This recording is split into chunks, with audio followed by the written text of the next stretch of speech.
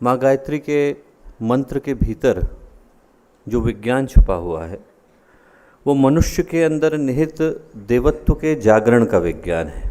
हम में से प्रत्येक के भीतर देवता होने की, एक सिद्ध पुरुष होने की, एक तपस्वी, एक योगी, एक संत, एक महात्मा होने की जो संभावना छिपी हुई है, उसको जगाने का जो विज्ञान है वो गायत्री मंत्र का विज्ञान है। जन्म जन्मांतरों के कर्म है, न जाने किन किन जन्मों से, न जाने किन किन योनियों में हम लोग भटके, और उसके बाद फिर ये मनुष्य की काया, मनुष्य की योनि नसीब हो पाई।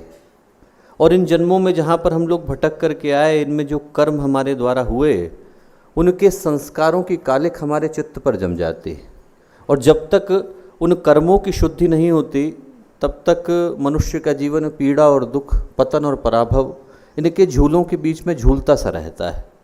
व्यक्ति जीवन को जीता तो है, पर उसमें न तो सुख होता है, न शांति होती है, न दिशा होती है, न बोध होता है। बस आदमी जीवन को यदा कदा जिस किसी तरीके से जीता चला जाता है। जब तक भीतर से व्यक्तित्व की शुद्धता नहीं होती, पवित्रता नहीं होती, तब तक बाहर से जितने भी प्रयत्न किए जाते हैं वो आडंबर बन करके रह जाते हैं। अंदर से व्यक्तित्व की शुद्धता के लिए जिस प्रयत्न को और जिस प्रयास को हम लोग करते हैं, उसी को गायत्री तप साधना कह सकते हैं। और जब व्यक्ति गायत्री तप साधना को करने के लिए आता है दोस्तों, तो जो तथ्य महत्वपूर्ण हो जाता है, जो बात महत्वपूर्ण हो जाती है, वो ये हो जाती है कि वो जो परिवर्तन आए वो स्थायी हों, जो परिवर्तन आए वो सच्चे हों, और जो परिवर्तन आए वो हमारे भीतर से आए। बाहर से दिया गया आदेश आदमी के जीवन में संकल्प को जन्म नहीं दे पाता। अंदर से जब वो परिवर्तन उभर करके आता है, अंदर से वो भाव उभर करके आता है कि हमें गुरुदेव के लिए और गायत्री माता के लिए कुछ करने की आवश्यकता है, और वो भाव इतना प्रबल और इतना मुखर होता है कि उसके आगे दुनिया का और कोई भी सपना आदमी को छोटा नज़र आता है, तो फिर आदमी के जीवन में परिवर्तन आता है। हम लोग हिंदी में कहते हैं, पर उपदेश कुशल बहुतेरे। दूसरों को उपदेश देने वाले तो बहुत मिल जाते हैं, पर अपने जीवन को बदलने का पराक्रम दिखाने वाले कम मिलते हैं। और ये सौभाग्य गायत्री परिजनों के पास है कि हम लोगों के सामने आदर्श के रूप में, प्रेरणा के रूप में, आशा के रूप में परम पूज्य गुरुदेव का, परम वंदनीय माता जी का निष्कलंक, निष्कपट, निश्चल, निर्मल, प्रकाशित जीवन हम लोगों के सामने है, जिनके जीवन का एक एक आयाम, चाहे तप हो, चाहे साधना हो, चाहे उनकी आत्मीयता हो, चाहे उनकी पवित्रता हो, चाहे उनकी महानता हो, चाहे उनकी दिव्यता हो, उनके जीवन का एक एक आयाम उस शिखर पर जाकर के उपस्थित है, जहाँ पर यदि हम लोग प्रेरणा लेना चाहें और उससे एक एक अंश को अपने जीवन में उतारना चाहें, तो हमारा जीवन न जाने किस शिखर पर जाकर के उपस्थित हो सकता है। और जब व्यक्ति उस महान सत्ता को समर्पित होता है, तो उसके जीवन में चमत्कार भी घटते हैं। अभी हम लोग पिछले माह कोणार्क में थे, वहाँ पर उड़ीसा के राहत कार्य के लिए गए थे। तो कोणार्क का जो शक्तिपीठ है बहुत छोटा सा है दोस्तों, बहुत छोटा सा, पर उसके अंदर की जो मूर्ति है वो बड़ी अद्भुत है। आप लोग भारत के किसी भी शक्तिपीठ में चले जाइए, वैसी मूर्ति आपको देखने को नहीं मिलेगी, क्योंकि वो जो गायत्री माता की प्रतिमा अंदर है वो किसी ने बनाई नहीं है, अपने आप समुद्र के अंदर से निकल करके आई है। वहाँ पर जो मूर्ति है वो ऐसा लगता है जैसे किसी और लोक से विश्वकर्मा ने अपने हाथ से बना करके भेजी हो। एक एक अक्षर, एक एक उसका जो स्वरूप है वो उभर करके आया है।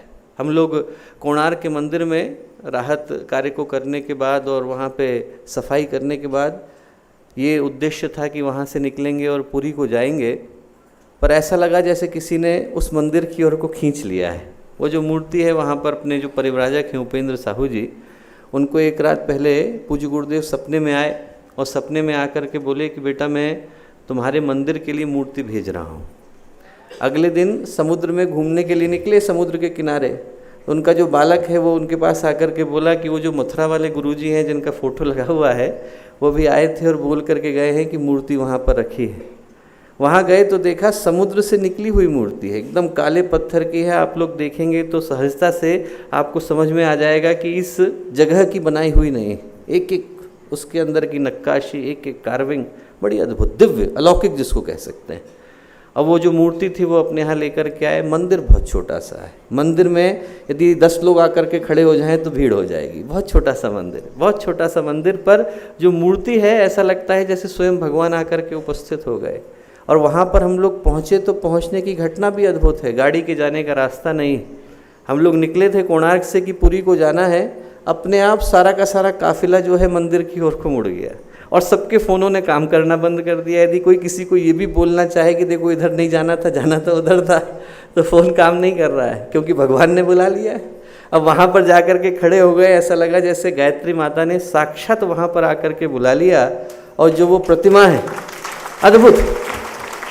ऐसे घटनाक्रम घटते हैं दोस्तों जब स्वयं व्यक्ति भगवान को समर्पित होता है और उस शक्ति का वरद हस्त हम में से प्रत्येक के ऊपर है। हम लोगों के लिए सौभाग्य की बात है कि वो शक्ति जो पूरी सृष्टि का निर्माण करती हैं, वो गुरु सत्ता जो इस पूरे युग के अधिपति हैं, वो परम पूज्य गुरुदेव, वो परम वंदनीय माता जी, जिनके जन्म लेने से ये भारत की धरती अपने आप को सौभाग्यशाली महसूस करती है, उनके साथ जुड़ने का सौभाग्य हम लोगों को मिल पाया है। एक देवी योजना का अंग बनने का सौभाग्य हम लोगों को मिल पाया है। तो एक बार स्थिर होकर अपने अंदर उपस्थित उसी देवत्व को, उसी महानता को याद करते हैं और उस शक्ति को पुकारते हैं जो पूरी सृष्टि को सद्बुद्धि की ओर, सन्मार्ग की ओर लेकर के चलती हैं। उनका आशीष, उनकी अनुकंपा, उनका अनुग्रह हम सबके जीवन पर अनवरत बना रहे और हम सभी एक अच्छे उद्देश्य के लिए निरंतर आगे बढ़ते चलें। इस भाव के साथ गायत्री का महामंत्र साथ साथ ओम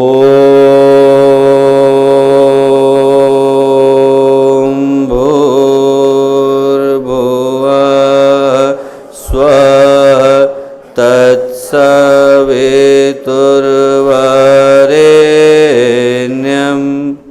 भर्गो देवस्य धीमहि धियो यो नः प्रचोदयात्।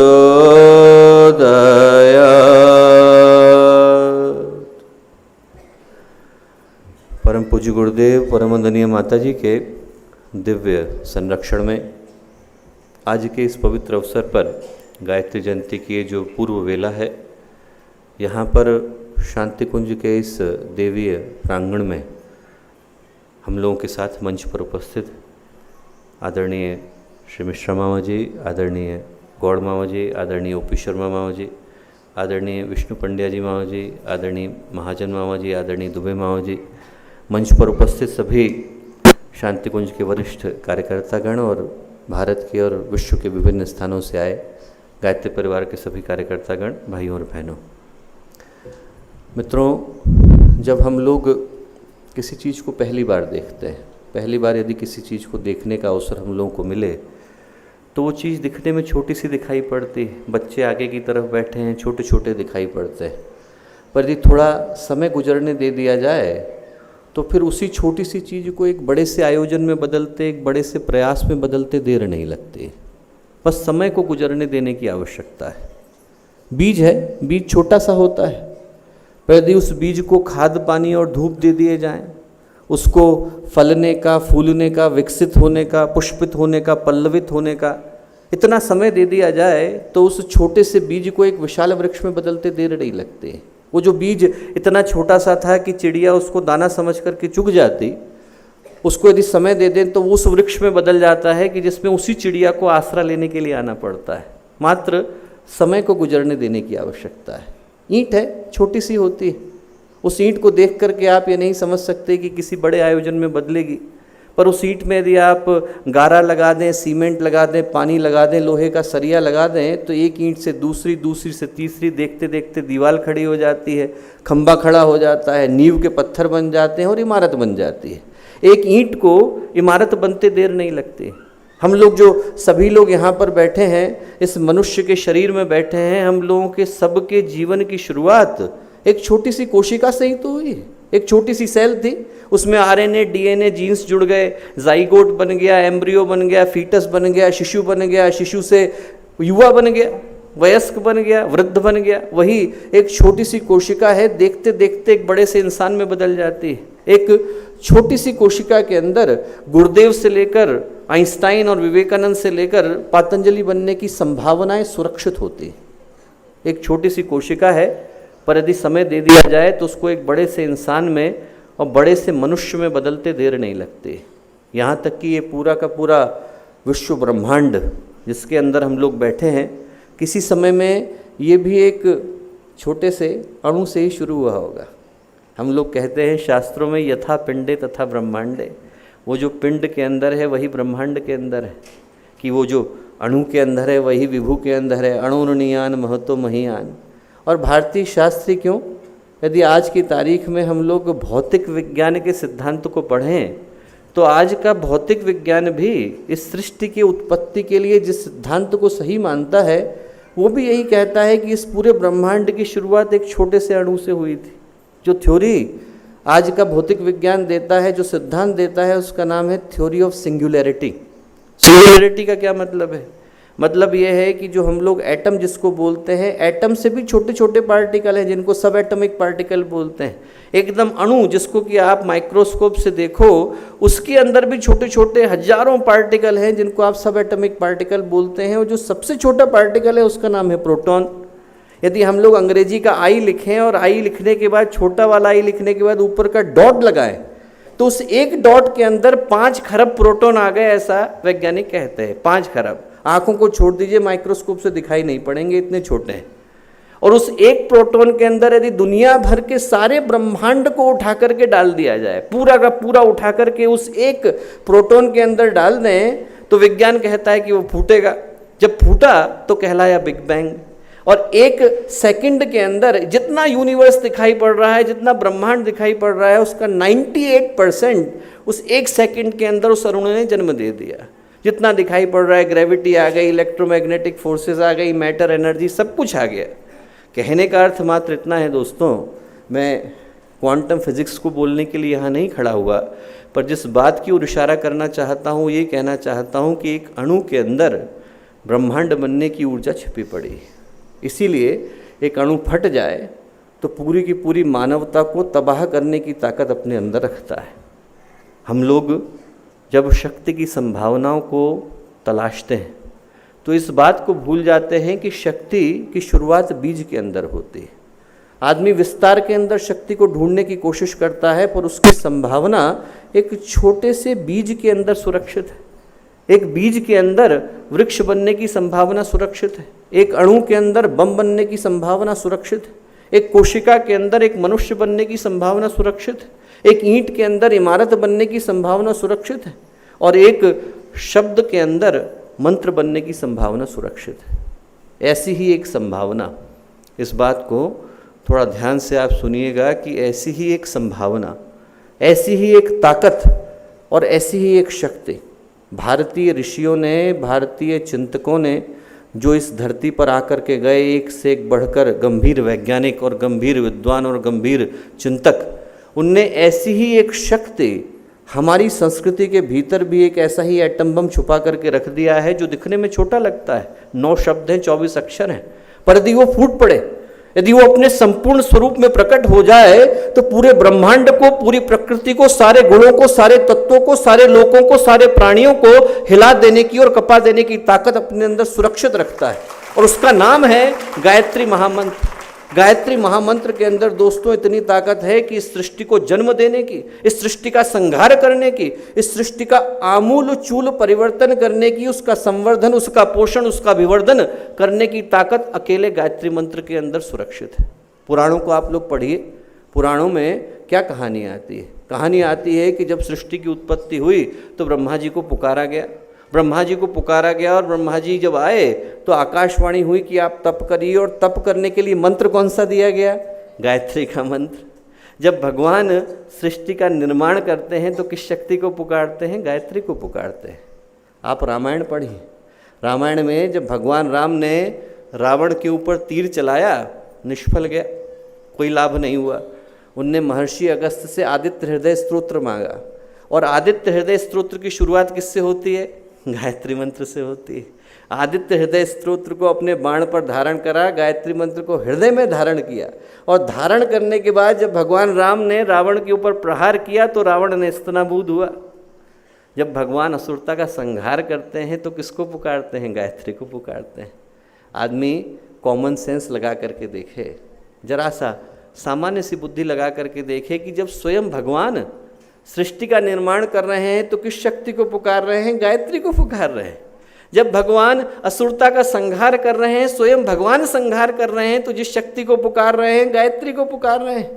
जब भगवान वेदों का ज्ञान निःसृत कर रहे हैं तो जिस शक्ति को पुकार रहे हैं गायत्री को पुकार रहे हैं, वेद माता। जब भगवान देवताओं की, प्राणियों की रचना कर रहे हैं, अधिदेवता बन रहे हैं, उपत्य देवता बन रहे हैं, उपदेवता बन रहे हैं, यक्ष गंधर्व किन्नर बन रहे हैं, दिति अदिति के पुत्र जन्म ले रहे हैं, सिंहिका आ रही है, व्याघ्र आ रहे हैं, तो भगवान जिस शक्ति को पुकार रहे हैं गायत्री को पुकार रहे हैं। जब स्वयं भगवान उस शक्ति को पुकारते हैं दोस्तों, तो यदि हम और आप उस शक्ति को पुकारेंगे तो जीवन किस शिखर पर जाकर के बैठेगा ये कौन जानता है। आदमी कल्पना करके देखे, महसूस नहीं कर पाता आदमी, क्योंकि जिंदगी भर उसी मंत्र को दोहराते दोहराते उसके मूल्य को हम लोग भूल जाते हैं। पर जो शक्ति को हम लोग पुकार रहे हैं, उस शक्ति के अंदर पूरे सृष्टि के निर्माण की और पूरी सृष्टि के विस्तार की संभावनाएं छिपी पड़ी हैं। भारतीय संस्कृति का दोस्तों जितना भी ज्ञान है, उस सारी की सारी ज्ञान की यदि कहीं एक जगह पर बीज रूप में संभावना है तो वो गायत्री के अंदर है। हम लोग यदि गंगा सागर पर जाकर के खड़े हो जाएं तो गंगा सागर पर जाने के बाद गंगा अथाह दिखाई पड़ती है, स्टीमरों की आवश्यकता पड़ती है। और उसी गंगा को यदि आप गोमुख में जाकर के देखें तो छोटा सा गाय के मुख का ग्लेशियर है, वहाँ से निकल कर के आई। कई सारी नदियाँ तो छोटे छोटे तालाबों से, कुंडों से, झरनों से निकल कर के आती हैं। मुल्ताई में आप चले जाइए तो ताप्ती की शुरुआत एक कुंड से हो रही। दुनिया की जो दूसरी सबसे बड़ी नदी है नील नदी, जमीन के अंदर गड्ढे से निकल कर के आ रही। तो नदियाँ छोटी छोटी जगहों से निकलती हैं। उद्गम जो है वो छोटा हो सकता है, पर जो परिणाम होता है वो विस्तृत होता है। आदमी उद्गम से परिणाम का अंदाज़ा लगाने लग जाता है, पर ये भूल जाता है कि शुरुआत हमेशा छोटी होती है। वैसे ही जो भारतीय संस्कृति है दोस्तों, उसका विस्तार अतुलनीय दिखाई पड़ता है। यदि कोई पूरे भारतीय संस्कृति के साहित्य को पढ़ना चाहे तो सारे वेद हैं, उपवेद हैं, वेदांग हैं, उपनिषद है, पुराण हैं, महाकाव्य हैं, इतिहास हैं, षड्दर्शन हैं, श्रुतियाँ हैं, स्मृतियाँ हैं। उसका जो विस्तार है अनंत है। कई बार तो सिर्फ एक ही ग्रंथ को पढ़ने में आदमी का पूरा जीवन चला जाता है। सारे के सारे भारतीय संस्कृति के सारे साहित्य को पढ़ पाना, सारी शिक्षाओं को, सारे चिंतन को समाहित कर पाना कभी कभी एक जन्म में संभव नहीं हो पाता। पर यदि उस पूरी भारतीय संस्कृति को किसी एक जगह पर व्यक्ति को पढ़ना है तो वो गायत्री मंत्र के अंदर पढ़ सकता है। यदि आपने एक गायत्री मंत्र समझ लिया और उसकी शिक्षाओं को, उसके चिंतन को, उसके गुण को, उसके अंदर के जो दर्शन है, जो उसके अंदर का तत्व है, उसको यदि हमने अपने व्यक्तित्व के अंदर समाहित कर लिया तो आदमी को कुछ और पढ़ने की आवश्यकता नहीं। जैसा फिजिक्स में कहते हैं कि यदि आपने E=mc² पढ़ लिया तो आपको क्वांटम फिजिक्स समझ में आ गई, आपको और कुछ पढ़ने की आवश्यकता नहीं। पुराण में यदि हम लोग पढ़ें तो कूर्म पुराण में कहते हैं कि यदि आप सारे के सारे वेदों को, शास्त्रों को उठाकर तराजू के एक पलड़े पर रख दो और दूसरे पर गायत्री मंत्र को रखो तो गायत्री मंत्र तब भी भारी नजर आएगा, तब भी भारी ही नजर आएगा, तब भी गायत्री का जो वजन है वो भारी ही होगा। वेदों के अंदर यदि आप लोग पढ़ते हैं तो वेदों में शतपथ ब्राह्मण कहता है गयान प्राणान त्रयते स गायत्री, प्राणों की रक्षा करने वाली गायत्री कहलाती है कि गायत्री के एक एक मुख से एक एक वेद निकल करके आया। और वाल्मीकि रामायण पढ़िए आप, वाल्मीकि रामायण में 24,000 के करीब श्लोक हैं, 600 अध्याय हैं, 6 सर्ग हैं, और हर 1000 श्लोक के बाद गायत्री मंत्र का एक संपुट लगा हुआ है। एक संपुट गायत्री मंत्र का हर 1000 श्लोक के बाद लग गया। श्रीमद् भागवत में भी यही हुआ। तो कहने का अर्थ इतना ही है दोस्तों कि इतना सारा अथाह, इतना सारा विस्तार आपको गायत्री मंत्र का देखने को मिलता है। यदि हम लोग भारतीय संस्कृति के किसी भी अध्याय को, भारतीय संस्कृति की किसी भी प्रेरणा को पढ़ने की कोशिश करें तो एक बात हम लोग स्पष्ट रूप से देख सकते हैं कि सारी की सारी शिक्षाएं, सारा का सारा चिंतन यदि किसी एक जगह पर समाहित देखने को मिलता है तो गायत्री के अंदर देखने को मिलता है। जो हम लोगों के जीवन का सबसे बड़ा सौभाग्य रहा दोस्तों, वो यही रहा कि परम पूज्य गुरुदेव ने गायत्री का यह मंत्र हमारे साथ बचपन से पकड़ा दिया। हम लोग पले बढ़े उसी चिंतन के साथ। और यदि आज हम अपने जीवन में और अपने व्यक्तित्व में उन शिक्षाओं को आत्मसात कर पाने की स्थिति में होते हैं तो जीवन का और व्यक्तित्व का कायाकल्प होना सुनिश्चित हो जाता है। अथर्ववेद में एक मंत्र आता है जो हम लोग नित्य प्रति दोहराते हैं, अपने यज्ञ की प्रक्रिया में भी कहते हैं स्तुता मया वरदा वेद माता प्रचोदयंताम पावमानी दुजानाम आयु प्राणम प्रजाम पशुम कीर्तिम द्रविणम ब्रह्म वर्चसम। ये क्या कह रहा है? ये कह रहा है कि जो व्यक्ति निरंतर गायत्री मंत्र की उपासना करते हैं उनको 7 लाभ होते हैं। उनके जीवन में 7 लाभों का होना सुनिश्चित हो जाता है। इन लाभों में से 5 तो भौतिक हैं, 5 तो लौकिक हैं, 5 तो सांसारिक हैं और जो 2 लाभ हैं वो आध्यात्मिक हैं। इनमें से यदि हम सारे लाभों को अपने जीवन में लें तो इस जीवन में और उस जीवन में, इस संसार में और उस संसार में जितनी भी तमन्नाएं हैं, जितनी भी कामनाएं हैं और जितनी भी संभावनाएं हैं, उन सब का पूरा होना सुनिश्चित हो जाता है। जो 5 भौतिक लाभ हैं उन्हीं को हम लोग पंच प्राण भी कहते हैं, पंच तत्व भी कहते हैं, पंच महाभूत भी कहते हैं और गायत्री के 5 मुख भी कहते हैं। बस उसके पीछे की एक शर्त है जिसके विषय में पहले बोलना चाहता हूँ। शर्त यह है कि लाभ मिलते तो हम में से हर एक को हैं, पर व्यक्ति को पात्रता दिखानी पड़ती है। जैसे आदमी वीज़ा लेने के लिए जाए तो पासपोर्ट का होना जरूरी है। बिना पासपोर्ट के कोई पहुंच जाए और कहे कि साहब आप हमें कागज़ पे लगा के दे दो, तो कहेंगे नहीं साहब आप पासपोर्ट लेकर के आओ। पासपोर्ट होएगा तो वीज़ा लगेगा। आप अकाउंट खुलवाने के लिए जाओ तो पहले आधार कार्ड दिखाना पड़ेगा कि साहब आधार कार्ड है तो आपको अकाउंट खुल पाएगा। आदमी को यदि कुछ चीज़ चाहिए, आदमी को जॉब चाहिए तो पहले डिग्री दिखानी पड़ती है। तो पहले पात्रता का उद्घोष करना पड़ता है। पहले आदमी को ये बताना पड़ता है कि जो चीज़ दी जा रही है उसको ले पाने के लिए हम लोग योग्य हैं, उसको ले पाने के लिए हम लोग सही स्थिति में हैं, सही मनस्थिति में हैं, सही परिस्थिति में हैं। यदि वो हम दिखा पाने की स्थिति में होते हैं, वो बता पाने की स्थिति में होते हैं दोस्तों, तो फिर आदमी इन लाभों को ले पाने की स्थिति में होता है। तो जो पहला लाभ मिलता है वो मिलती है आयु। और आयु का मतलब ये नहीं है कि आदमी को लंबी आयु मिले। आयु का मतलब है कि जितनी आयु मिले उतनी अच्छी मिले। आदमी को जितनी देर के लिए जीवन मिले उतनी देर के लिए श्रेष्ठ मिले, निरोगी मिले, खुशहाल मिले, अंदर से तृप्त, अंदर से तुष्ट, अंदर से संतोषी जीवन मिले। एक्सीडेंट हो जाए तो आदमी की मृत्यु हो ही जाती है। ऐसा नहीं है कि आदमी अमरता लिखा करके आया है, पर जितने देर के लिए जीवन मिले उतना अच्छा मिले। और उसको लेने के लिए कौन सा सूत्र और कौन सा सिद्धांत हम लोगों को अपने जीवन में अपनाना पड़ता है? यदि आयु चाहिए तो गुरुदेव कहते हैं कि आदमी को संयम का पालन करना पड़ता है। संयम का सीधा सरल सा सिद्धांत है दोस्तों, बहुत ज़्यादा कॉम्प्लिकेटेड नहीं है। संयम का सिद्धांत मात्र इतना है कि हम कमाते कितना है महत्वपूर्ण नहीं है, गंवाते कितना है महत्वपूर्ण है। आदमी यदि 10,000 रुपये की जॉब करता हो और 10,000 में से 7,000 रुपये जो है वो खर्चा करता हो, 3,000 रुपये बचाता हो, तो साल के अंत में 36,000 रुपये बचा लेगा। और दूसरा व्यक्ति है जो 60,000 रुपये कमाता है पर 70,000 रुपये कमाता है, तो वो जो 60,000 है वो भी उसके लिए कम पड़ जाएंगे। आपने कमाया कितना ये जरूरी नहीं है, गंवाया कितना ये जरूरी है। संयम का सिद्धांत है कि हम अपनी शक्ति को बचाते कहाँ पर हैं। शक्ति का अर्जन कर रहे हैं वो तो अच्छी बात है, पर शक्ति का हम लोग संयम कर रहे हैं कि नहीं, ये जानना गायत्री मंत्र की पहली शर्त है, पहली ताकत है। जो चीज़ साथ लेकर के जाने की आवश्यकता है वो है संयम। एक संत की कथा आती है कि एक संत थे, उनसे उनके शिष्यों ने पूछा, उनने पूछा कि गुरुदेव एक बात बताइए कि मनुष्य है और मनुष्य के अंदर संभावनाएं तो अपरिमित हैं, इन्हीं के मध्य से बड़े बड़े महापुरुष निकल करके आते हैं, बड़े बड़े ज्ञानी लोग निकल करके आते हैं, बड़े बड़े विद्वान निकल करके आते हैं।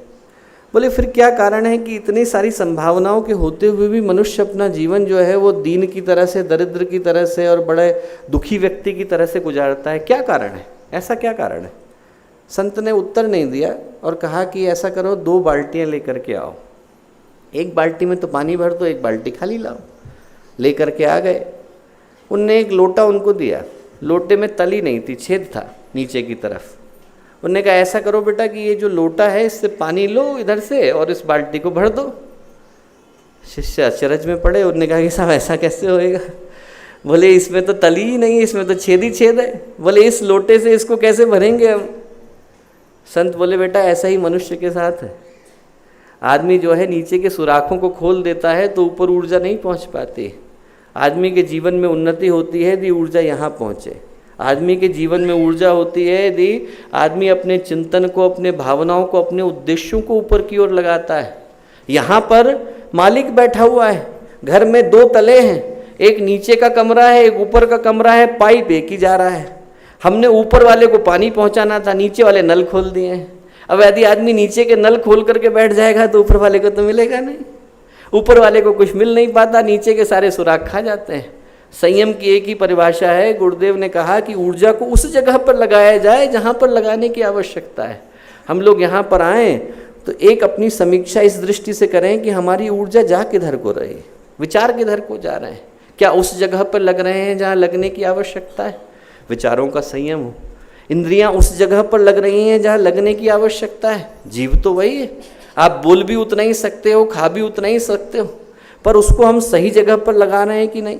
इंद्रिय का संयम आए, अर्थ का संयम आए, विचार का संयम आए, समय का संयम आए, ये सारी चीज़ों का संयम आता है दोस्तों, तो आदमी को जीवन उतना ही मिला है। वही 24 घंटे मिले हैं, वही हफ्ते में 7 दिन मिले हैं, वही साल में 12 महीने मिले हैं, वही एक साल के अंदर 365 दिन मिले हैं, पर आदमी उस समय का, उस ऊर्जा का, उस इंद्रिय की शक्ति का, उस विचार का, उस अर्थ का सही से संयम करता चला जाता है तो आदमी के जीवन की दिशा बदल जाती है। महापुरुषों को यदि हम लोग उठा करके देखें तो उतना ही जीवन था।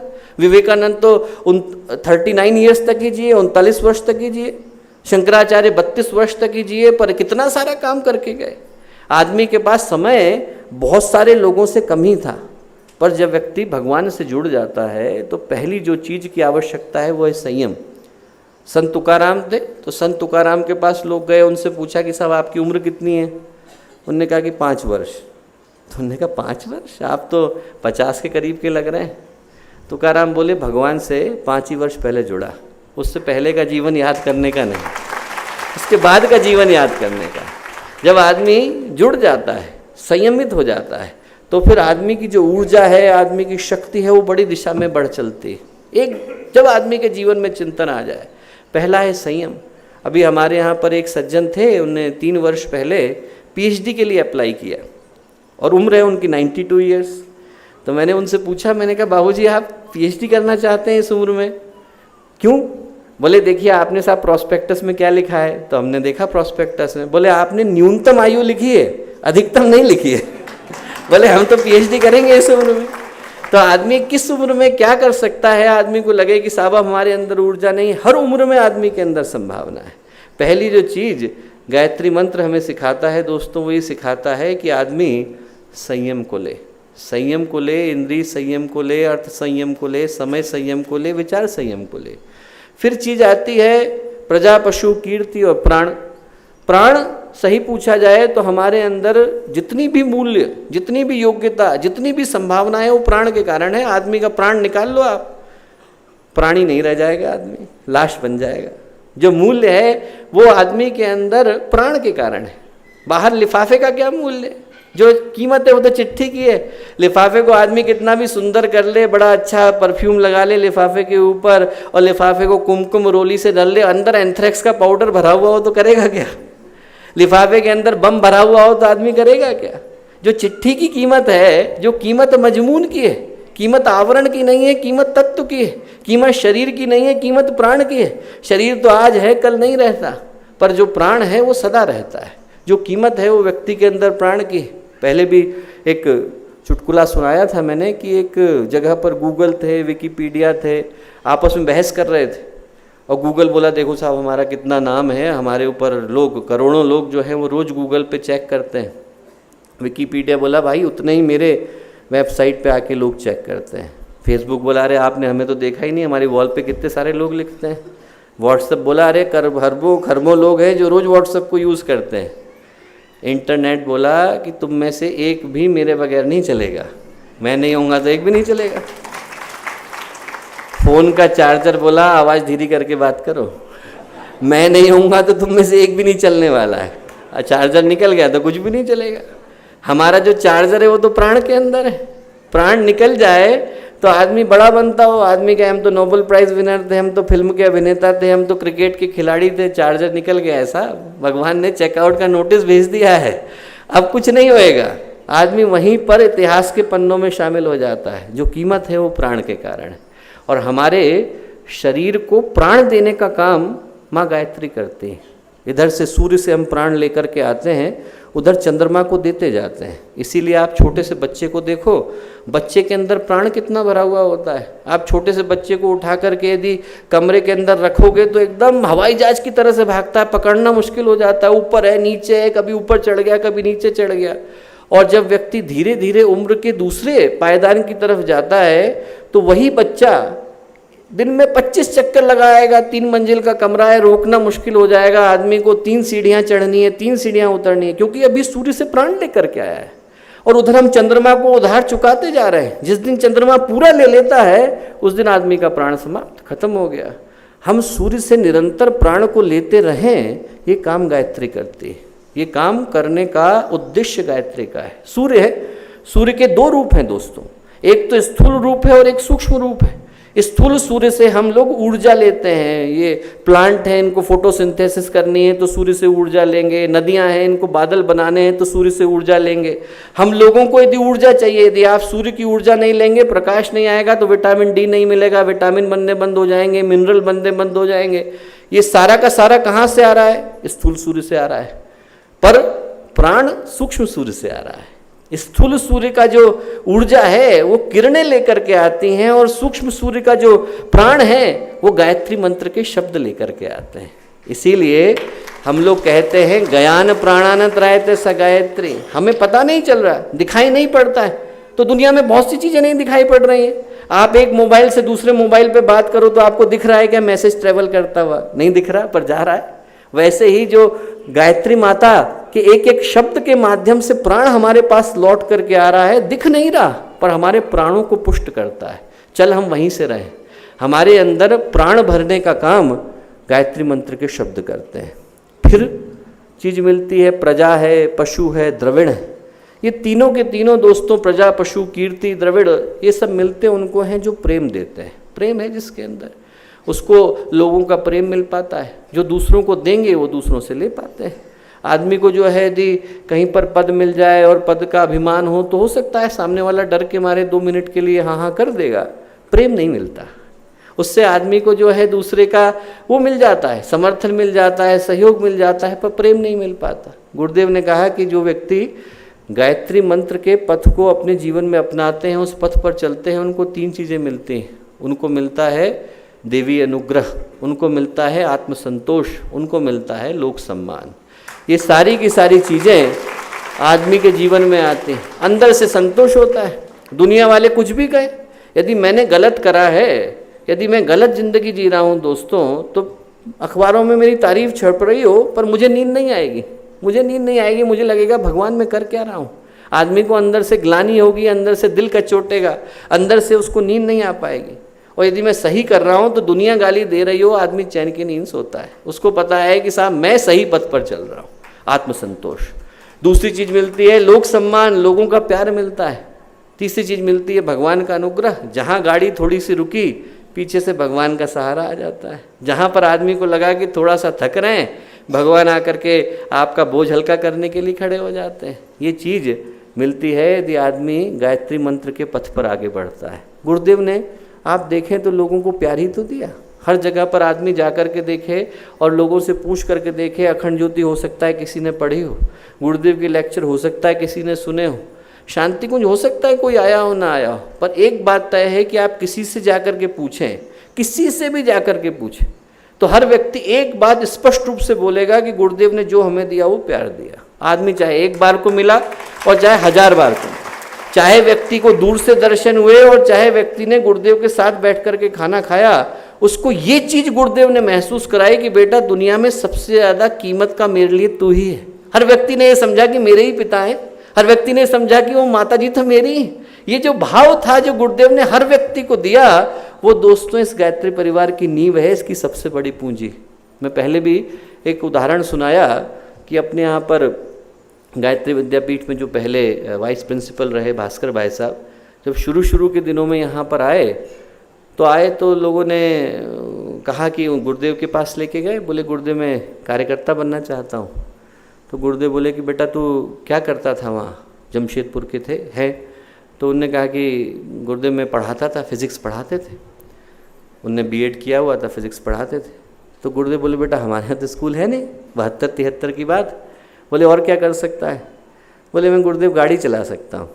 तो गुरुदेव बोले ठीक है बेटा, एक ही गाड़ी है शांति कुंज में, UTJ 3199। बोले तो चलाना। उस समय में हुआ करती थी जोंगा गाड़ी, तो भास्कर भाई साहब ने चलाई और पूज्य गुरुदेव के शरीर छोड़ने तक, वंदनीय माता जी के शरीर छोड़ने तक उन्हीं ने गाड़ी चलाई। एक दिन हरिद्वार गए, हरिद्वार में डोसे बन रहे थे तो उनके मन में बड़ी इच्छा हुई कि साहब डोसे मुझको मिल जाएं। जेब टटोली तो पैसे नहीं, बड़े दुखी हो गए कि देखो हम आश्रम आ गए तो इतने पैसे नहीं रह गए, जमशेदपुर में थे तो अच्छा खासे पैसे थे, आराम से डोसे खा लेते जब मन करता। यहाँ आए तो मिश्रा बाजी ने कहा कि भास्कर गुरुदेव बुला रहे हैं। तो गुरुदेव के पास गए, गुरुदेव ने कहा बेटा गाड़ी निकाल। गाड़ी में आके माता जी गुरुदेव दोनों बैठ गए। बोले गुरुदेव कहाँ जाना है? बोले ऋषिकेश पहुँच गए। कहाँ जाना है? तो गुरुदेव बोले मद्रास कैफ़े ले चल। अब तो नाम बदल गया, उस ज़माने में मद्रास कैफ़े हुआ करता था मुनि की रेती पर। वहाँ पहुँचे तो बोले बेटा अंदर से 3 मसाले डोसे ले आ, मेरे लिए, माता जी के लिए, अपने लिए, लेकर के आ जा। अंदर गए, लेकर के आए। गुरुदेव ने कहा अरे बेटा भास्कर मैं तो प्याज खाता नहीं, मेरे वाला तू खा ले। माता बोली बेटा मैं भी नहीं खाती, मेरा वाला भी तू ही खा ले। भास्कर ऐसा बोले कि मैंने 3 मसाले डोसे खाए, जिंदगी भर के लिए तृप्त हो गया, दोबारा खाने का मन नहीं किया। जो खूबसूरती है दोस्तों, ये कहानी कितनी बार भी सुनाओ और कम ही पड़ती है। एक खूबसूरती सबसे बड़ी इस बात की है कि आप ये तो देखें कि ये उस व्यक्ति के साथ है जिनने 3400 किताबें लिखी, हजारों लेक्चर दिए, 4000 के करीब पूरे केंद्र गुरुदेव की स्थापना के थे। आदमी निरंतर काम कर रहा है, हजारों लोगों से मिल रहा है। हम लोग तो कोई महत्वपूर्ण काम नहीं कर रहे। उतनी देर के लिए कोई व्यक्ति आता है और हम लोग टीवी का मैच ही देख रहे हैं और बच्चा आकर के कुर्ता हिलाए तो आदमी गला घोंटने को तैयार हो जाता है। अभी ऐसा कोई महत्वपूर्ण काम नहीं कर रहा है। और वो गुरुदेव जो नित्य 3-3 आर्टिकल लिखते थे, एक किताब लिखते थे, हजारों लोगों से मिल रहे हैं, हजारों जगह पर जा रहे हैं, और उनको ये महसूस होता है कि जो बच्चा हमारे साथ चलता है उसका डोसा खाने का मन है तो तुरंत लेकर के जाते हैं। ये करने के लिए कितने बड़े दिल की आवश्यकता है। आदमी गुरु तो बन जाता है दोस्त, हम लोग अपने सौभाग्य को तो सराहें। आदमी गुरु तो बन जाता है पर पिता कौन बन पाता है? ये बनने का सौभाग्य किसके पास है कि वो पिता बन पाता है? अभी कल परसों अपने कार्यकर्ता आए थे वाराणसी से, वो घटना सुना रहे थे कि पहली बार जब आए वो गुरुदेव से मिलने के लिए, तो उनके मन में आया, जब प्रणाम करने के लिए गए तो 8-9 साल के थे, उनको लगा कि इतने सारे जो गुरुदेव के पास जब माँ ने पैसे दिए कि चढ़ा देना, तो उनको लगा कि नहीं चढ़ाऊँगा तो क्या है, एक्टिंग कर लेता हूँ। तो उनने जो है इस हाथ में ऐसे एक्टिंग करी कि डाल रहे हैं और इस पैसा जेब में डाल दिया, अपनी जेब में। तो उनने ऐसे एक्टिंग करी, गुरुदेव हंसे, हाथ रोका, जेब की ओर इशारा किया। उनको लगा कि इनको कैसे पता चल गया। गुरुदेव ने समझा करके भेजा, बेटा माँ ने जो किया है वो करना चाहिए। अब आप कल्पना करके देखो, एक बच्चे के साथ तो ये किया, एक दूसरे बच्चे की घटना सुनाता हूँ कि क्या किया। दूसरा बच्चा था, माँ के पैसे लेकर के आ गया। यहाँ पर अभी बैठे नहीं हैं, अपने पुराने कार्यकर्ता हैं शांति कुंज के, माँ के पैसे लेकर के आ गए और वो जेब में 100 रुपये उस जमाने के लेकर के आ गए कि मैं गुरुदेव को चढ़ाऊँगा, पहली बार आए थे और चढ़ाऊँगा। तपोभूमि में गुरुदेव लेक्चर दे रहे थे और देने के बाद ऊपर से उठ करके आए, लेक्चर देते देते सबसे पीछे गए, बच्चा बैठा हुआ था, सिर पर हाथ रखा, बोले 1 रुपया जेब से निकाला, बोले बेटा तेरी जेब में 100 रुपये है, 1 रुपया और ले जा, माँ को दे करके आना। वो गुरुदेव ने उनको दिया। जिस बच्चे के मन में चोरी का भाव आया उसको ये सिखाया कि चोरी नहीं करनी चाहिए। जिस बच्चे के मन में चोरी इसलिए आई कि गुरुदेव को देना है, उसको 1 रुपया और दे करके भेजा कि बेटा माँ को दे करके आना। ये क्या है दोस्तों? ये प्रेम है। ये प्रेम गायत्री परिवार की पूंजी है और ये प्रेम गायत्री मंत्र हम लोगों को सिखाता है। और कुछ दे न दें पर लोगों को आत्मीयता तो दें, और कुछ दे न दें पर लोगों को प्यार तो दें। आदमी भूल जाता है दोस्तों, जो गायत्री परिवार है वो अभियान के रूप में, हम लोगों को गुरुदेव ने सैनिकों के रूप में भर्ती किया है। तो क्या है, हम में से हर एक के हाथ में गुरुदेव ने तलवार पकड़ा दी है। तलवार पकड़ाई है कि युद्ध लड़ना है। आदमी युद्ध लड़ने के लिए जाता है, कार्यक्रम करना है। जब कार्यक्रम नहीं होता, युद्ध नहीं होता, तो तलवार चलाना नहीं भूलता है, तब आदमी एक दूसरे पे चलाने लग जाता है। तो गुरुदेव कहते हैं कि बेटा तलवार चलाना भी जरूरी है पर म्यान में रखना भी जरूरी है। जिस समय में आदमी और कुछ न कर रहा हो उसमें एक दूसरे के लिए परेशानी बने जरूरी नहीं है। ये याद रखे कि हमारा बड़ा उद्देश्य क्या है। उस समय में ये याद रखे कि हम लोग संगठित हैं, हम लोग एक दूसरे को प्यार दे रहे हैं तो मिशन को किन ऊंचाइयों पर ले जाएंगे। और कौन सा संगठन है जिसके पास ये सौभाग्य है कि करोड़ों के करीब लोग हैं और सारे के सारे एक ही पिता की संतान है, एक ही माता की संतान है, एक ही उद्देश्य के लिए समर्पित है। यदि सबकी भावनाएं, सबके उद्देश्य, सबका चिंतन, सबका एक भाव एक जगह पर केंद्रित हो जाए दोस्तों, तो गायत्री परिवार शिखर पर पहुंचने से कोई रोक नहीं सकता।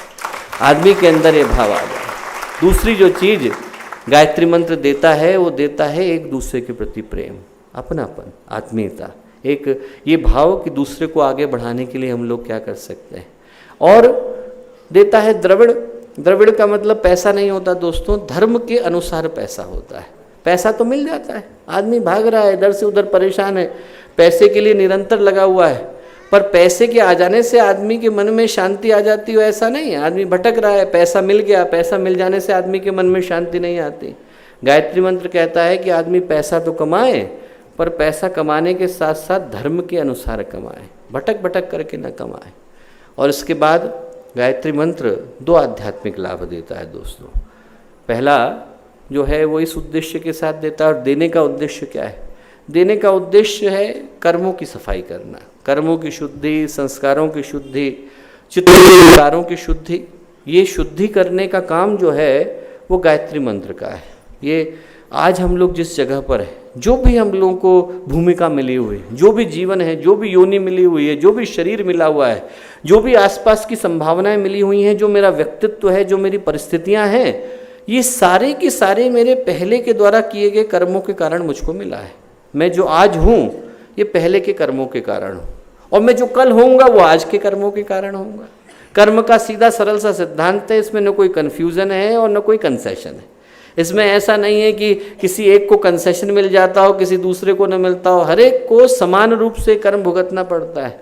कर्म प्रधान विश्व रचि राखा, जो जस करहि सो तस फल चाखा। तुलसीदास जी कह के गए कि कर्म के अनुसार ये पूरा का पूरा संसार है, और बचने की संभावना नहीं है। कृतुमय पुरुष, आदमी यहाँ पर आया है तो कर्म करना पड़ेगा। शास्त्र कहते हैं कर्म तो करना पड़ेगा। कौन सा करें कौन सा न करें, ये गायत्री मंत्र सिखाता है। आदमी के अंदर ये समझ, ये बोध, ये विवेक आ जाए कि कौन से कर्म को करने की आवश्यकता है, कौन से को नहीं है, वो बोध गायत्री मंत्र देता है। क्योंकि कर्म में कोई कन्फ्यूज़न नहीं, भगवान के सॉफ्टवेयर में गलती नहीं होती। हर व्यक्ति का कर्म जो है वो उसके पास आज नहीं तो कल लौट करके आ जाता है। जब स्वयं भगवानों को चुकाना पड़ता है तो इंसान को तो आप भूल ही जाओ। एक घटना मैंने सुनाई थी पहले कि जो जलंधर दैत्य था, तो जलंधर दैत्य था, भगवान शिव के साथ युद्ध हो रहा था, तो भगवान शिव हरा नहीं पा रहे थे। इसलिए नहीं हरा पा रहे थे क्योंकि जलंधर दैत्य की जो पत्नी थी वृंदा, उसका पुण्य बड़ा भारी था। तो भारी पुण्य होने के कारण जलंधर दैत्य को इतना सहारा और संबल था कि हरा नहीं पा रहे थे। मंदोदरी के पुण्य के कारण रावण भारी हो गया था, तो इसीलिए जो है वृंदा के पुण्य के कारण जलंधर भारी हो गया था। तो जब भगवान ने भगवान विष्णु से सहायता मांगी, भगवान विष्णु ने वृंदा का जो है सतीत्व हरण किया, तो उसके कारण क्या हुआ, पुण्य कमजोर हुआ, जलंधर हारा गया, जलंधर मारा गया। पर उसके कारण जो कर्म लगा वो हर एक को भुगतना पड़ा। उसके कारण जो कर्म लगा, तो भगवान विष्णु जब भगवान राम के रूप में धरती पर आए तो उनको अपनों का विछोह सहना पड़ा। कर्म लग गया, वो अपने अपनों के साथ कभी नहीं रह पाए। 6 साल के थे तो वशिष्ठ विश्वामित्र ले गए। जिस दिन लौट करके आए, सीता के साथ विवाह था, वनवास मिल गया। वनवास से लौट करके आए तो सीता चली गई। पहली बार लव और कुश को देखा तो अगले दिन शरीर त्यागना पड़ा। आदमी जो है वो अपनों का विछोह सहना पड़ा। माता सीता को निर्दोष होते हुए भी एक कलंक और एक अपमान सहना पड़ा। और जब माता सीता को सरयूवासी कह रहे थे, अयोध्यावासी कह रहे थे कि साहब उनको निकाला जाए, तो वहाँ पर सबसे पहले तो वाल्मीकि आ गए। वाल्मीकि ने कहा कि साहब आप बाकियों को छोड़ दो, इस युग की छोड़ दो, मेरी 4 युगों की तपस्याएं ले लो, मैं कहता हूँ कि माता सीता निर्दोष हैं। लोगों ने नहीं सुना। विभीषण आ गए। विभीषण ने कहा कि साहब मैं वहाँ रहता था और मैं कहता हूँ कि माता सीता निर्दोष हैं। लोगों ने नहीं सुना। जमीन फटी, माता सीता को प्राण देने पड़े, और वो कर्म अयोध्यावासियों पे लगा। सारे के सारे अयोध्यावासियों को सरयू में जाकर के प्राण त्यागने पड़े। कर्म लगा। भगवान शिव को चूंकि उनके सहयोग के लिए भगवान विष्णु ने इस काम को किया, तो भगवान शिव को भगवान राम का दासत्व स्वीकारना पड़ा, हनुमान के रूप में जीवन लेना पड़ा। और वो वृंदा जिसका सतीत्व उसके निर्दोष होने के बावजूद लिया गया था, उनके साथ भगवान को शादी करनी पड़ी। वो तुलसी के रूप में आई और वृंदावन कहलाई। आप कल्पना करके देखो, जब भगवानों को कर्म लेना पड़ता है तो इंसान को कौन छोड़ने वाला है? हर एक को लेना पड़ता है। हर व्यक्ति के पास ना भुक्तम क्षीयते कर्म जन्म कोटि शतैरपि। शास्त्र कहते हैं कि हजारों साल निकल जाएं और न जाने कितने जन्म निकल जाएं, पर कर्म आता है। महत्वपूर्ण बात यह है कि इतनी बात सरल है, स्पष्ट है, आदमी भूल क्यों जाता है? ये सब कुछ हर एक को पता है, फिर आदमी भूल क्यों जाता है? भूल इसलिए जाता है दोस्तों, हम लोग एक दिन ठहर करके देखें, इसलिए भूल जाता है क्योंकि कुछ कर्मों के परिणाम तो तुरंत मिल जाते हैं, कुछ कर्मों के परिणाम के लिए प्रतीक्षा करनी पड़ती है। तो आदमी को लगता है भगवान जाने ये बात सही भी है कि नहीं है। आदमी अच्छे कर्म करता है और कुछ अच्छा रिजल्ट नहीं आता तो उसको लगता है भगवान जाने हमारे अच्छे कर्मों का कोई परिणाम आ रहा है कि नहीं आ रहा है। और आदमी बुरे कर्म करता है और मौज की ज़िंदगी जीता है तो कहता है अरे साहब दुनिया में ऐसे ही चलता है, मौज से जियो, कोई फ़र्क नहीं पड़ता। वो इसलिए है क्योंकि कर्मों के लिए प्रतीक्षा करनी पड़ती है। आदमी छत से कूद पड़े तो हड्डी टूट जाएगी, अभी मिल गया परिणाम। पर यदि आदमी को जो है कुछ कर्म है जिनको करने में प्रतीक्षा करनी पड़ती है, और अच्छे कर्मों के लिए भी उतना ही सत्य है जितना बुरे कर्मों के लिए है। अच्छे कर्मों के लिए भी थ्योरी उतनी ही सटीक है जितने बुरे कर्मों के लिए है। बच्चे को आप पढ़ने के लिए भेजो तो पहले ही दिन में प्रोफेसर बन के थोड़ा ही लौटता है। आदमी को भेजा है तो 30 साल प्रतीक्षा करनी पड़ेगी। पहले दिन कोई एक्सरसाइज करने के लिए जिम में जाए तो आर्नोल्ड श्वार्ज़नेगर होकर के थोड़ी हो जाता है। आदमी को 10-20 साल तक मेहनत करनी पड़ेगी। अच्छे कर्म में प्रतीक्षा करनी पड़ेगी और बुरे में भी प्रतीक्षा करनी पड़ती। एक सिगरेट पीने से आदमी को फेफड़े का कैंसर नहीं हो जाता। शराब का एक घूंट पीने से आदमी को लिवर की सिरोसिस नहीं हो जाती। 10 साल पियो, आपको पता चल जाएगा। आदमी को जो है अच्छे और बुरे कर्मों की प्रतीक्षा करनी पड़ती है और आदमी इस बात को भूल जाता है। और भगवान ने व्यवस्था जानबूझ करके बनाई। बच्चा है, बच्चा चलना सीखता है तो 10 बार गिरता है और 10 बार गिरता है तो समझ पाता है कि मैं उठ करके चल सकता हूँ। उसके अंदर आत्मविश्वास विकसित होता है। एक बार गिरे और हड्डी टूट जाए और ज़िंदगी में कभी ना उठ पाए तो आदमी दोबारा चलना ही नहीं सीखेगा। वैसे ही यदि दुनिया में लोग कहते हैं कि साहब कर्म का तुरंत फल मिले, तुरंत फल मिलने लगे तो दुनिया अगले दिन नष्ट हो जाएगी। आदमी ने किसी को गलत दृष्टि से देखा और आंखें फूट गईं, आदमी ने चोरी करी और हाथ कट गए, आदमी ने व्यभिचार किया और नपुंसक हो गया, अगले दिन दुनिया नहीं चलेगी दोस्तों। आदमी को दूरदर्शिता और विवेक विकसित करने का अवसर ही नहीं मिलेगा। आदमी को ये संभावना ही नहीं आएगी कि मुझे अपनी गलतियों से समझ कैसे लेने की आवश्यकता है। वो काम हमारे को 2 चीज़ें सिखाते हैं, अंतरात्मा सिखाती है और विवेक सिखाता है। हमारे अंदर जो भगवान ने अंतरात्मा बैठाई है वो हमें याद दिलाती है, रुक रुक कर बेटा इस पथ पर मत चल, यहाँ चलेगा तो गलती है। हम उसकी आवाज़ को सुनना बंद कर देते हैं। हर एक को पता है। दुर्योधन की कहानी आती है कि दुर्योधन से विदुर ने पूछा, उनने पूछा कि एक बात बताओ साहब, आप जो है ये एक ही स्कूल में गए हो युधिष्ठिर के साथ, युधिष्ठिर आपका भाई है और दोनों एक ही स्कूल में गए, दोनों को पढ़ाने वाले टीचर एक ही थे, कृपाचार्य द्रोणाचार्य, आप लोग रहते भी एक ही गुरुकुल में थे, शिक्षाएं भी एक जैसी मिली हैं और अच्छी बातें आपको पढ़ाई गई हैं, खराब तो किसी ने नहीं पढ़ाई। फिर दुर्योधन से विदुर ने पूछा कि आप सारे काम अधर्म के करते हो और युधिष्ठिर सारे काम धर्म के करता है, ऐसा क्यों है? तो दुर्योधन बोला, जानापि धर्मम नच में प्रवृत्ति, जानता हूं कि धर्म क्या है, करूंगा नहीं। जानापि अधर्मम नच में निवृत्ति, जानता हूं कि अधर्म क्या है, छोड़ूंगा नहीं। केनोपि देवेन हृदय स्थितेन यथा नियुक्तोस्मि तथा करोमि, ऐसा लगता है कि कोई अंदर आकर के बैठ गया और जहां नियुक्त कर देता है वो करने के लिए मैं बाध्य हो जाता हूं। अंतरात्मा की आवाज़ सुननी बंद कर दी, सुननी बंद कर देता है इंसान तो अधर्म के पथ पर चला जाता है। हमारे पास अंतरात्मा की आवाज़ को सुनने के लिए कान हो और विवेक को फॉलो करने के लिए बुद्धि हो, ये 2 चीज़ गायत्री देती है। विवेक का मतलब सही क्या है, गलत क्या है, आदमी को ये समझ रहे कि आगे जीवन को किस तरह जीने की आवश्यकता है, ये चिंतन गायत्री का मंत्र देता है। पूज्य गुरुदेव कहानी सुनाते थे कि एक जगह पर एक राज्य था और उस राज्य में नियम क्या था कि उस राज्य में यदि व्यक्ति जाए तो राजा बनाते थे आदमी को, और राजा बनाने के साथ साथ एक अजीब सा नियम था। नियम ये था कि जैसे ही आपके राजा बनने के 5 साल पूरे होंगे वैसे ही आपको उठा करके एक निर्जन से द्वीप में डाल दिया जाएगा। तो राजा 5 साल तो खूब आराम करता था, खूब अच्छे से सुख लिए, भोग लिए। 5 साल के बाद उठा के निर्जन द्वीप में डाल दिया। आदमी वहाँ तबाह होकर के मरता था। कष्ट सह करके कुछ था नहीं, वहाँ रहने को कुछ नहीं, खाने को कुछ नहीं, परेशान होकर मर जाता था। जैसे ही एक दिन एक राजा बना तो उसने कहा कि वो सब तो ठीक है, पहले ये सोचूं कि 5 साल के बाद जाना कहाँ है। तो उसने सबसे पहला ये काम किया कि जिस द्वीप में गया देखने के लिए यहाँ क्या है, बस उसने जैसे ही गया कि 5 साल के बाद इस द्वीप में आना है, उसने वहाँ खेती शुरू करा दी, बिल्डिंगें बनानी शुरू करा दी। 5 साल में वो द्वीप मूल राज्य से ज़्यादा बढ़िया हो गया। बस 5 साल के बाद जब उसको वहाँ भेजा गया तो और भी ज़्यादा अच्छी दुनिया थी, यहाँ की तो छोड़े, वहाँ और भी ज़्यादा अच्छा था। आदमी भूल जाता है दोस्तों कि यहाँ तो हम 5 साल के ही राजा हैं, जिधर जाना है उधर की तैयारी करी है कि नहीं करी है, जहाँ पर जा कर के रहना है वहाँ की तैयारी अभी से शुरू कर दें, आज से शुभ कर्म शुरू कर दें, आज से शुभ चिंतन शुरू कर दें, आज से शुभ भावनाएं शुरू कर दें। आज यहाँ का राज्य मिला है, कल आदमी क्या बनेगा कौन जानता है, कल आदमी को कौन सा जीवन मिलने वाला है, कौन सी योनि मिली हुई है, कौन सी जगह पर आदमी जा कर के रहेगा और क्या करेगा। ये सोच यदि आदमी के पास शुरू से हो तो आदमी जीवन को उसी के अनुरूप जीता है। उस सोच का नाम है विवेक।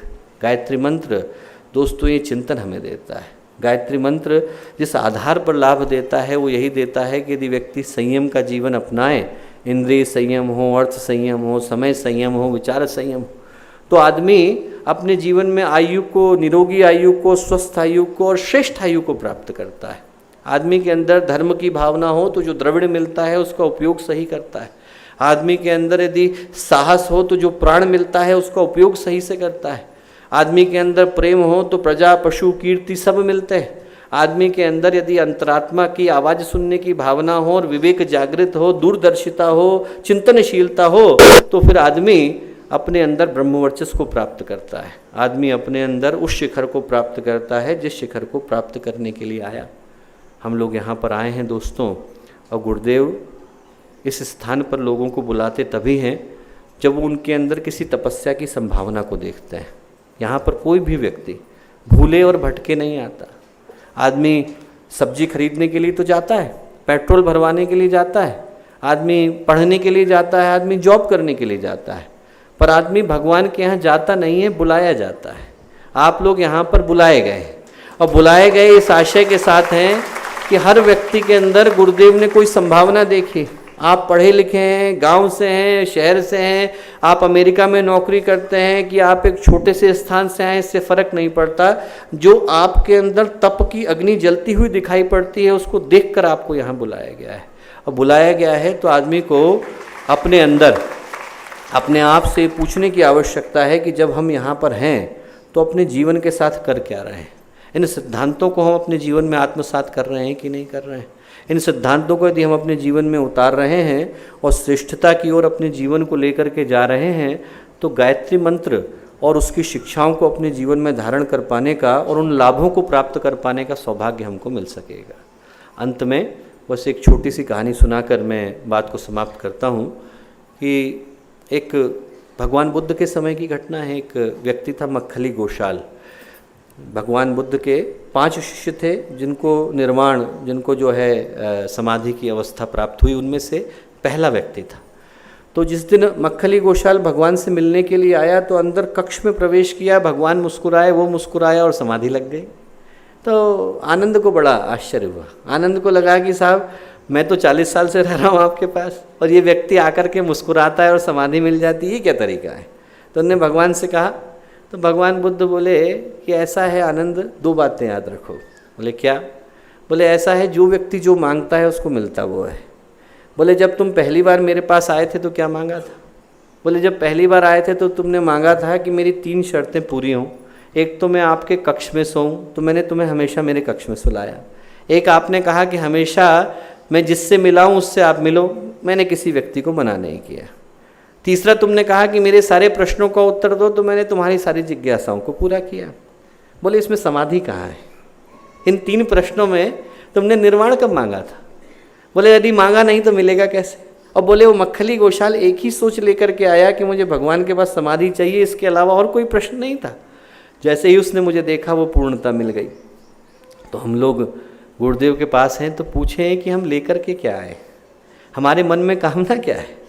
हम भगवान के सामने खड़े हैं, हम उस व्यक्ति के सामने खड़े हैं जिनकी युगों युगों की तपस्या से सृष्टि चल रही है। हम उन गुरुदेव माता जी के शिष्य हैं जिनको आप अभी नहीं जानते, अरे महान है वो, उनका शिखर हम लोग नहीं जानते, उनका अंत हम लोग नहीं जानते, उनका विस्तार हम लोग नहीं जानते। उनके पास हम लोग खड़े हैं तो अपने आप से पूछें कि यदि गुरुदेव से कुछ मांगना ही है तो कम से कम समाधि तो मांगे। यदि गुरुदेव से कुछ मांगना ही है तो साधना की पूर्णता तो मांगे। छोटी चीज़ें तो पूरी हो ही जाती हैं, शरीर के कष्ट चले ही जाते हैं, वो तो डॉक्टर भी दूर कर देगा। आदमी को जो काम 5 रुपए की पैरासीटामोल की गोली कर देगी, उसके लिए भगवान के आगे हाथ फैलाने का काम करने की क्या जरूरत है। जो चीज़ आपको एक छोटी सी आइबुप्रोफेन की गोली कर देगी, उसके लिए भगवान के आगे खड़े होने की आवश्यकता क्या है। भगवान से मांगे तो समाधि तो मांगे। दूसरा, भगवान बुद्ध बोले कि ऐसा है आनंद, दुनिया में 4 तरह के घोड़े होते हैं। बोले पहले घोड़े वो होते हैं जिनको इशारा पर्याप्त होता है, आपने किया खड़े हो जाएंगे। बोले दूसरे घोड़े वो होते हैं जिनको प्यार से सहलाना पड़ता है। बोले तीसरे घोड़े वो होते हैं जिनको डंडा मारना पड़ता है। बोले चौथे घोड़े वो होते हैं जिनको डंडा भी मारो तो भी नहीं हिलते। बोले आप कल्पना करके देखो कि आप कौन से वाले घोड़े हो। हम लोगों को ये सोचने की आवश्यकता है कि हम कौन से वाले हैं, हमारे लिए पर्याप्त है या फिर भगवान को अपने हाथों को कष्ट देने की आवश्यकता है। यदि हमारे पास वो भाव आ जाए कि गुरुदेव ने इशारा किया है, फिर सोचने की आवश्यकता नहीं है, वो देख ही रहे हैं, वो जानते ही हैं कि सही पद क्या है। माता जी को पता ही है। हम लोगों को अपनी बुद्धि लगाने की आवश्यकता क्या है। हम यदि अपनी सारी ऊर्जा इस बुद्धि को लगाने में लगा देंगे कि ये पद सही है कि वो पद सही है, ये तरीका सही है वो तरीका सही है, तो वो क्यों बैठे हैं। वो बैठे हैं, उनको पता ही है पद क्या है भाई। उनको सारा पता है, योजना कहाँ है, अभियान कहाँ है, जाना कहाँ है, रास्ता कौन सा है, कौन सी जगह पर जाकर के क्या करना है। हमें तो वो करने की आवश्यकता है जो करने के लिए वो हमें लेकर के आए हैं। बुद्धि का काम उन पे छोड़ दें और भावना को गुरुदेव के चरणों में लगाएं तो आदमी शिखर पर जाकर के पहुंचता है। ये सोच हम लोग यहाँ से इस गायत्री जयंती के शुभ अवसर पर लेकर के जाएं। हम सबके जीवन में उनकी अनुग्रह की, उनकी अनुकंपा की लहरें बार बार आएँ, सबका जीवन श्रेष्ठता तक, उत्कृष्ट